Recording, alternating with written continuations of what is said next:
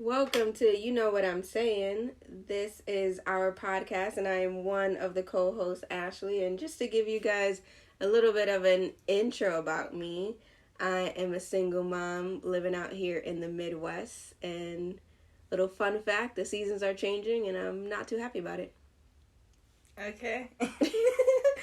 I'm Naomi. I'm her sister and the other co-host.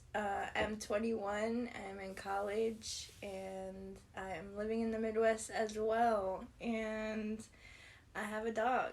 And that's it. I'm Abby. I'm the third co-host. I didn't even know what I was gonna say or plan, but I'm 19, and I'm kind of transitioning into a new job, so that's fun. That's always fun, especially during today's first topic, which is called COVID. Yes, we all know about it. So yeah, I'll pass it back to our main co-host, Ashley.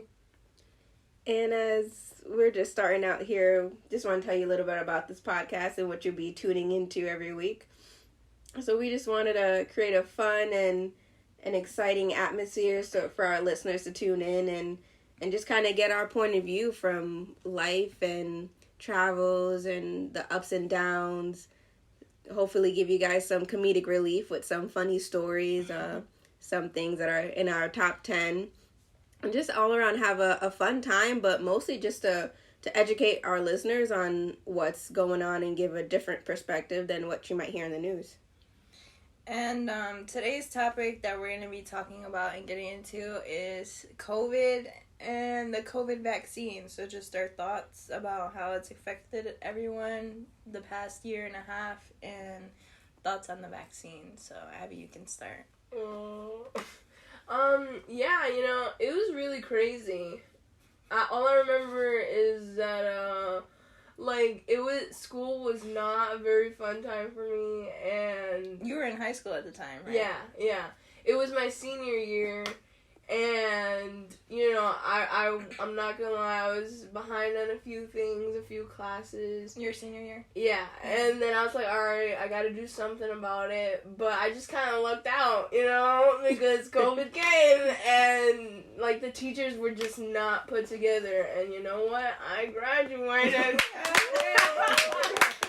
So, amen. Yeah, but it's okay, because, I'm interested in a lot of stuff, but just school was, it's tough, and I can't imagine what the grade, below me was thinking, all those younger kids and stuff, and it was just crazy, I was thinking, is this even real, because no pandemic. One, no one I knew around me, was getting it, so that was crazy. Yeah, it kind of, when I first heard of COVID, it was interesting because everyone's talking about this disease that no one's seen or ever heard of before. It just came out of nowhere. So you're just is this real? Is it not real? You're hearing stuff on the news, but you're not seeing it in person. Mm-hmm. So when it first happened, where this was March of 2020, and, my boss said, okay, everyone's going to be gone for 2 weeks, and then everything's going to open up and be back to normal.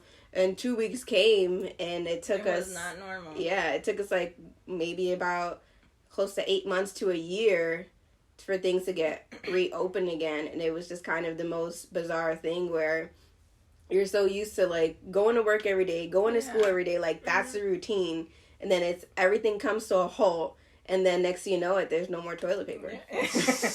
Yeah, everybody's routine changed. I remember it, I was in my second year of college, and it was March 2020, and we all got emails saying that school was going to be canceled for a week, 2 weeks, and I'm like, what is going on? Because they don't cancel college. Mm-hmm. They don't cancel the classes just for anything. Yeah. Not even if there's a lot of snow. So I was just like, what is going on? They were like, we're just going to take 2 weeks off. It was an extended, kind of spring break. And then 2 weeks went by, and then they were like, yep, everything's going to be online from the rest of the year. So it was just, I've never taken online classes until then, and it was hard to transition, and then we were supposed to be locked down, so we couldn't go out, couldn't get fresh air, couldn't go to the store unless you needed to, so it was it was crazy. And I think what made it worse is that we were all just kind of waiting for it to end. We weren't really occupying ourselves. So we were just, it's like when you're looking at the clock trying to, like, you know, go home or something, and you're just like, it just prolongs it. So we were all just, like, thinking we didn't know how long it was gonna, like, last. Right. So we were waiting for it to end, and that's just what, like, it just kind of took a toll on our morale and stuff like that. And what's crazy, what I noticed about it, is they started calling, I don't know, it was like the second name, I guess. They called it Corona. And I know there's a beer called Corona. Yeah. And I was like, man, are they going to have good business after this? Like, I nobody's think they did gonna for a while. Some people were making, like, t-shirts and, like, buying Corona. Cause who knows, maybe it helped? I don't know. But it's one of those things, like you said, like, there was kind of no end in sight, right? Like, we're, as a society... We're still kind of going through it. Yeah, there's the variant or something. We still have some issues now. As a society, we're used to things having, like, an end point, right? Like, summer goes to this season, and then right after summer, you're gonna have fall. Like, you know what's in store. That was the thing, though. Like, it was, like, the same day every day for, like, a whole year because we had to stay inside. So, like... different seasons for, like, activities you couldn't even do because they wanted everybody inside. You know, like, that's how serious it was. They didn't want nobody gathering, nobody coming in contact with anybody. Yeah. And it was just, like, a routine. Everybody's routine of going to work, going to school, like, changed. Everybody's routine became the same. And everybody was, like, kind of, like, in the dark because we had no idea when it was going to be over because the 2 weeks had passed and now it became like a year. Yeah. And it was one of those things where, like, we were fortunate. So out here in the Midwest, like, we were fortunate where we had, you know, like, parks to go to. You could go on walks because we're pretty, like, spaced out. But if we were on the East Coast, like, where a lot of our family are, where we used to, you know, live at, it was really different. Like, they were allowed... They literally, like, if you think about it, you know how, like, people go on, like, and walk their dogs and come back inside. That was essentially what they had to do. Like, you were allowed to go for a walk, and then you had to go back inside your house. Yeah. And it was so you could see, like, how depressed people were becoming because you can't be outside.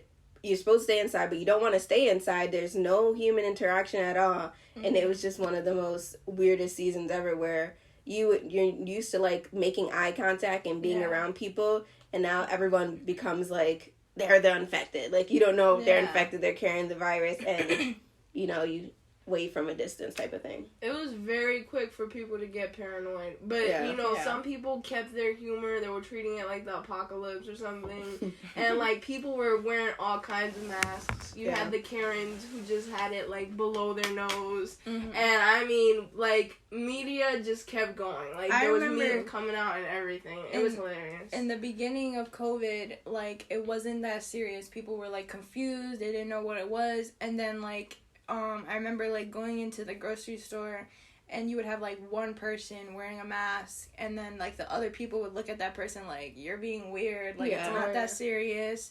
And then some people were, like, hesitant to wear the mask at the time because it was so weird wearing a mask to go to the grocery store. There's a lot of peer pressure. Yeah, as time went on, it became more serious. And then they actually was, like, telling people you have to wear a mask to go into the store. It became, like, normal. It became, like, routine. Everybody was so used to wearing masks to the point where, like, now they're like, oh, you can take it off. But some people, they're, like, hesitant. Like, you know, I want to be safe. I don't want to take that risk. And it's like, oh, you're not wearing a mask? That's kind of weird. It's kind of weird how, like, it just changed. Yeah. And that's interesting you say that because, like, if you think about how habits form or just, like, societal norms and stuff, we were so used to, like, seeing each other's faces that it was odd to wear a mask. And then you put the mask on and you have to wear it for more than a year. And now that becomes a new normal. Now it's weird to just be like, oh, there's the rest of your face under there. You know, like you forget what people... You have a smile? Yeah, you forget what people look like because you're so used to wearing the mask everywhere you go. They were coming out with, like... Mask was, like, such an important thing. They were coming out with... Sorry. They're coming out with... She's got COVID, people. Pray for us. they were coming out with, like, clothes that had masks. Like, I think Abby, like, bought one, too. Like, they were selling shirts that attached with, like, a colorful mask. Oh, yeah, I love that. Matched the shirt. Oh, yeah. And, like, people were trying to make money because they're like, it's a pandemic, people are not shopping, people are trying to save money. They're like, people need masks, so let's make it fashionable. Let's match it to the shirt. Yeah. Even kids' clothes, I've seen, like, even now, they still have kids' clothes with, like, masks. It comes with a mask. Yeah. It's now a new accessory. Yeah. Right? Like, you It's an accessorize accessory your wardrobe with a mask. And, like, but it was a good for fashion. It was a good fashion thing. But, you know, like, I heard somewhere or I read somewhere, people were saying, why didn't we just do this for, like, other diseases, like the common cold? Yeah, like because, flu or something. like, they were going into all this science stuff, like how one cough and it, like, spreads, like, it continues spreading and it, like, these particles. I was like, yeah, why didn't we do that? Because then it just saves, like, a lot of hassle of, you know, getting sick. Like, any shot you go to get vaccinated for, like the flu shot, you know, and if you feel symptoms for it, like, why not just wear a mask and like, have it be normal, not like someone's robbing a store or something like that, you know? Yeah. Because I feel like because it was a pandemic and it was so serious, people were, like, worried, so they were trying to take extra precaution. But, like, you're right. Like, with any type of, like, cold or sickness, we should take extra precaution of putting on hand sanitizer, washing your hands, you know, coughing into, like, your sleeve or something, and... I think that was the thing that kind of, like, blew everyone away about this, like, virus. So when the virus came out, people were just like, what do you do? And the information we were getting was, wash your hands, you know, if you're sick, stay home. And it was pretty basic stuff. Yeah. And you're thinking, so is this all you need to kind of keep a virus kind of, like, away and at bay? You know, like, it was just the weirdest thing. It wasn't like, you know, take 50 milligrams of, like, vitamin D and all this stuff, and then you'll be okay. It was literally wash your hands for 20 seconds, don't touch your face, cover your cough, and it was, like, all these kind of, like, elementary things that as people we should be doing regardless. Yeah, we should be doing anyways, like, on a day-to-day basis. Like, even now, with that, like, I started putting on more hand sanitizer with COVID, and, like, even now, like, I keep hand sanitizer in the car, in my bag, and it's crazy how with that you start to think about how much germs you touch in a day, and you just, like, go about with not, like, you know, it's not a big deal. And, like, after COVID, like, wow, like, after I eat, I put on hand sanitizer. After I touch something dirty, put on hand sanitizer. If I go to the dog park, after that, put on hand sanitizer. Like, I'm constantly thinking, like, oh, I just touched something dirty, let me put on some hand sanitizer. As where before, you're like, oh, it's fine, I'm just gonna go home, wash my hands. And it's gonna be okay. Yeah. We're way more health conscious as a society now, I think. Because I definitely, the same thing. Like, I got the wipes. I have, like, the pump of hand sanitizer. You know, you got soap. The gallon.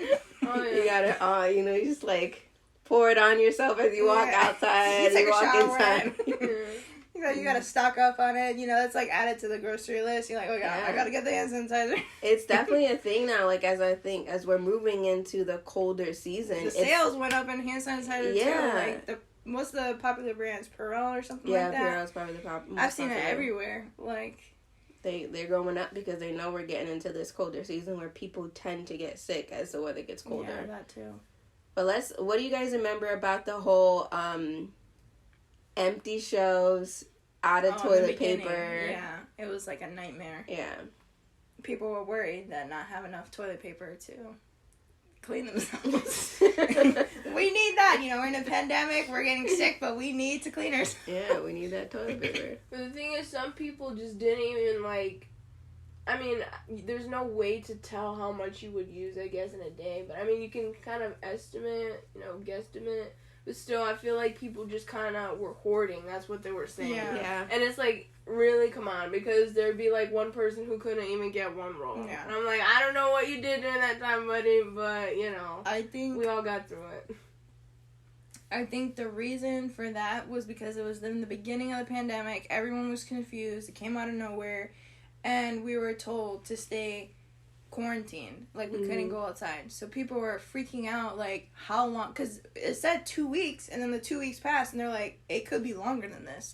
How much longer? Yeah. So that's why I think the fear came in of, we need to get supplies, because we don't know how long we're going to have to stay in the house, and we need to make sure we have those supplies. So I think that's where the whole getting a whole bunch of toilet paper came from, and, like, hand sanitizer, and people were getting Windex wipes or something. Windex, I don't know. Because if you think about it, for years, toilet paper companies have made the same amount. Yeah. And we've never run out of toilet paper. Well, there's always been some sort of toilet paper.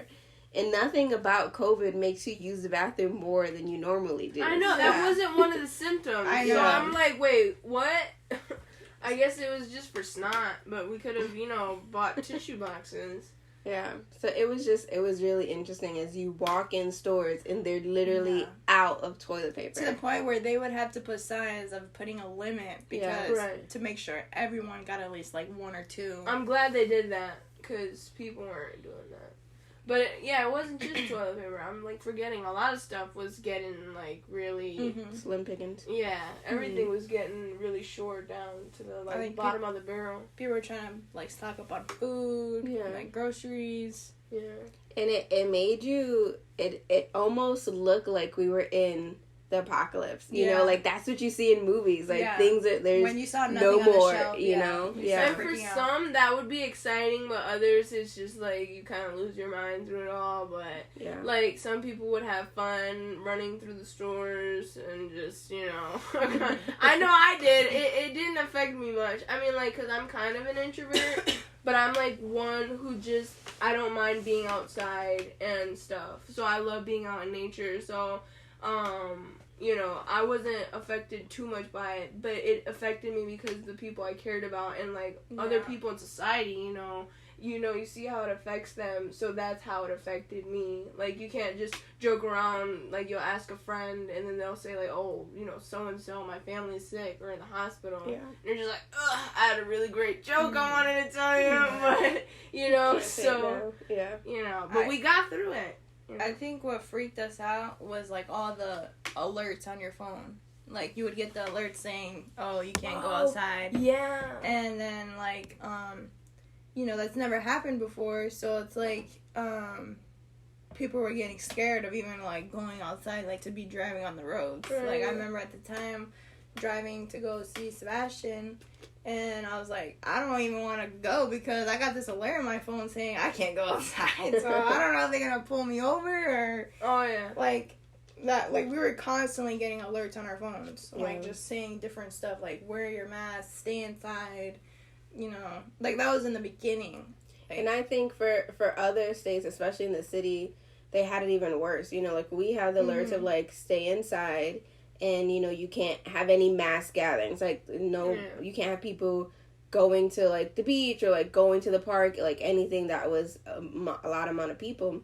But for in the cities, their alerts were curfews at 11, curfews at 7, and then like that's when that anxiety picks up because you're just like, oh man, I can't be outside. It's about to hit 8 o'clock. I need to be inside. I don't know what they're gonna do. They're gonna pull me over and give me a mask or something. I mean, at that time, I kind of wanted to go outside anyways and just be like, I'm going to be the only one outside, woo! And just kind of see what's happening at that time. It kind of was weird because I remember when, like, you could only go outside just to, like, go to the grocery store or, like, if you had to. Mm-hmm. And I remember, like, driving and, like, there was only, like, a couple cars on the road. Yeah. And it was just, like, weird. It was, like, where? Like, everybody's gone. Oh, yeah. And I think that's what people in major cities like LA, and you think of the popular places like Miami and even New York City, where Times Square, where it's used to like the hustle and bustle, and it's just like tumbleweeds. That was weird too. Like usually like Times Square is like super packed, and then to see it like empty, I think. Well, for New Year's, it was kind of empty too, right? Oh, yeah. Mm-hmm. It was that was crazy. That was so weird to see, because you're so used to seeing it... all the people. Crowded, especially for New Year's. Always lively. Yeah, especially for New Year's, but then, like, for COVID, it was just, like, not that much. Dead zone. Yeah.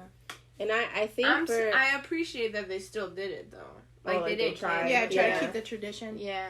And you had a lot of places doing that where, you know, I remember we watched, like, we're so used to, like, fireworks and stuff, and we watched, a Christmas presentation, and instead of them having, like, fireworks and drawing a lot of people, they did a drone light show. And that drone light show was so that it was, you know, safe, and they recorded it so people could watch it at home, and you wouldn't have that mass, like, gathering of people. Yeah. So they tried, because as people, we're just social. You know, we're not meant to be inside all the time.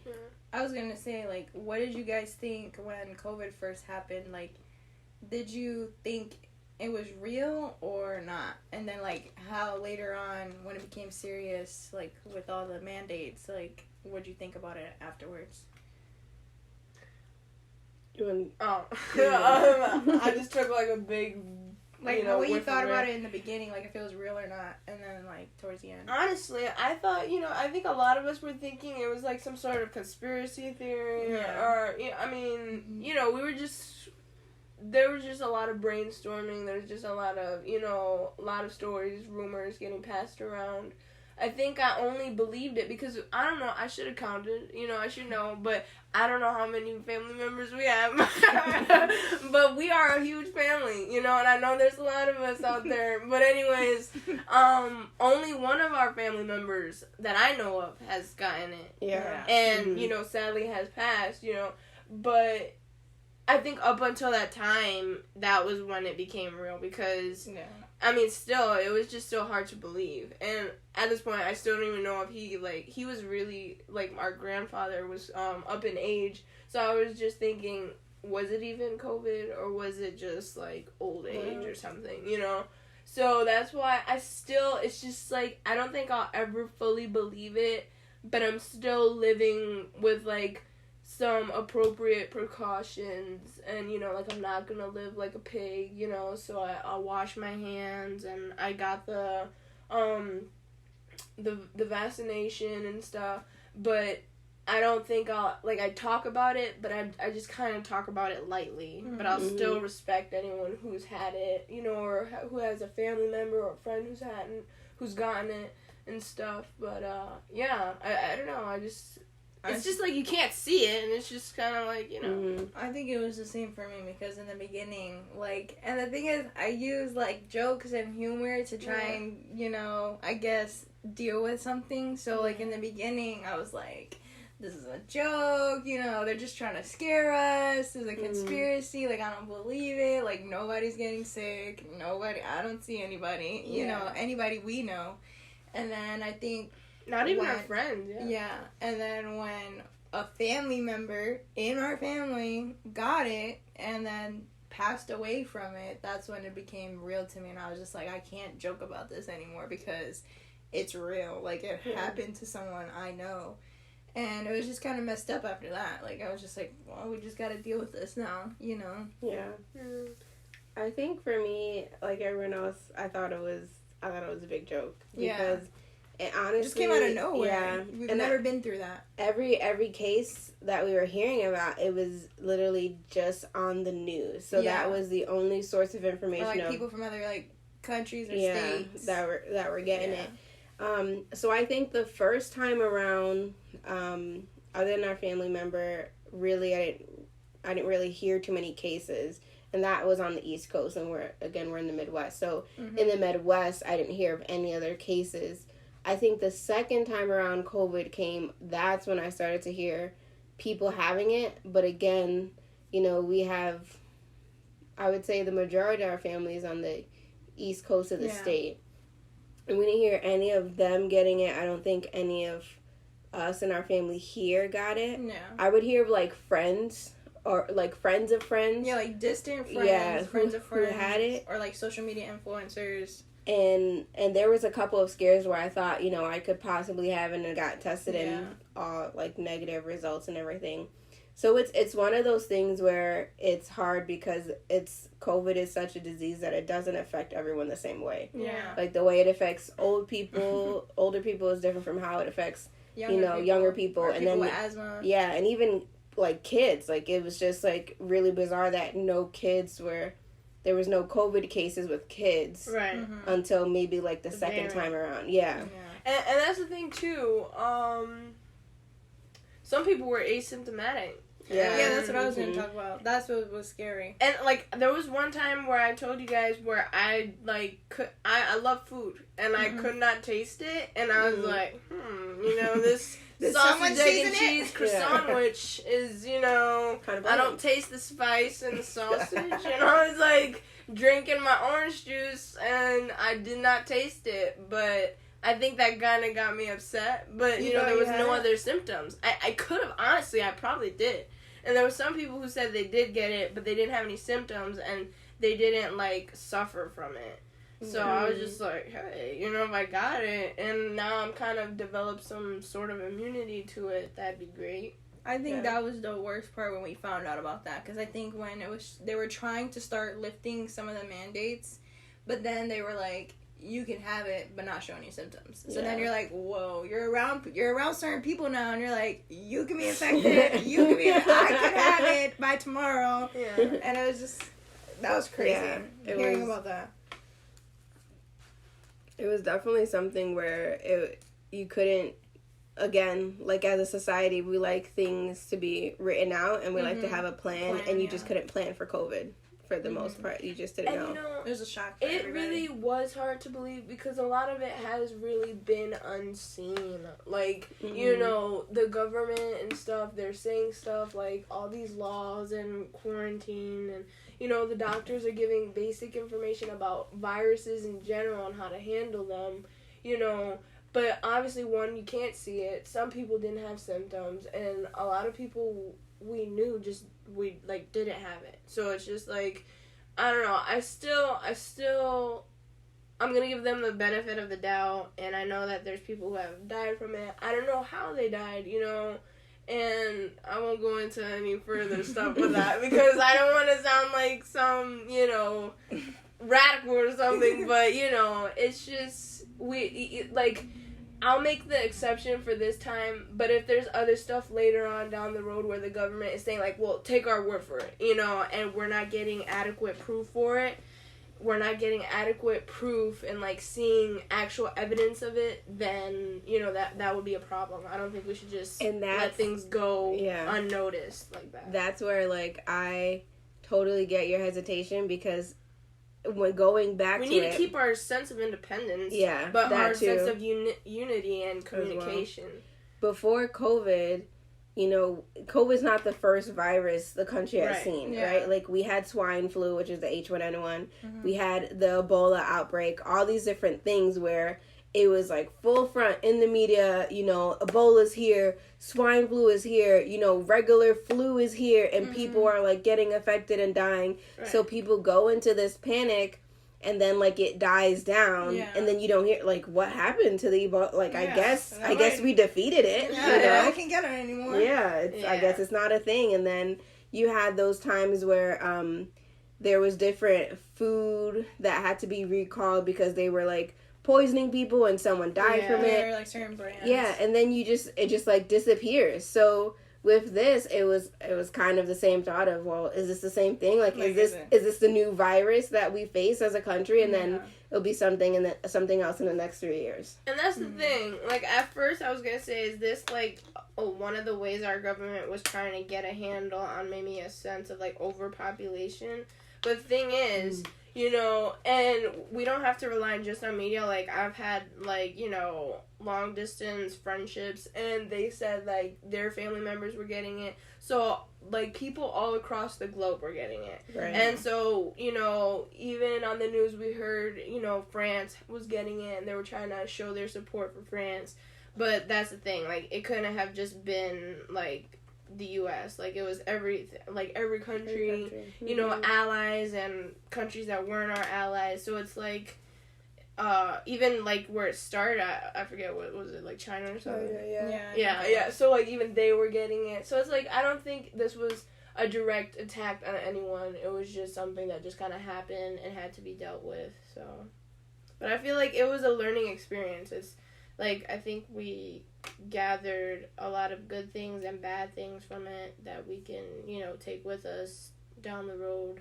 What I was going to say, too, was, like, how even though COVID was dramatic for everybody, or traumatic, not dramatic, like, people were forced to do things in their spare time.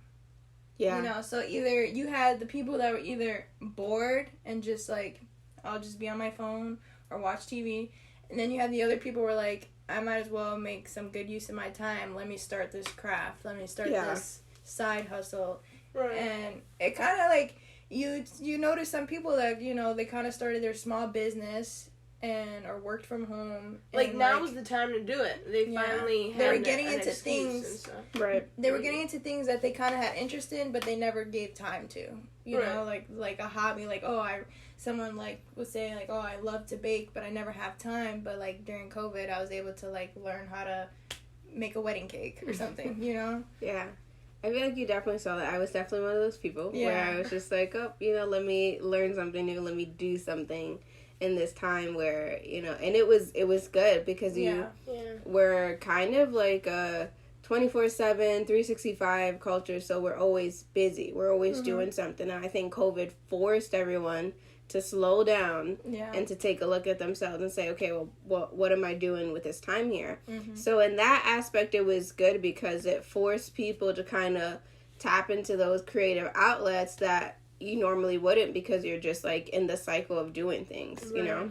That's what I was going to say. You said it perfectly. I was going to say it forced us to be creative, like more creative, you know?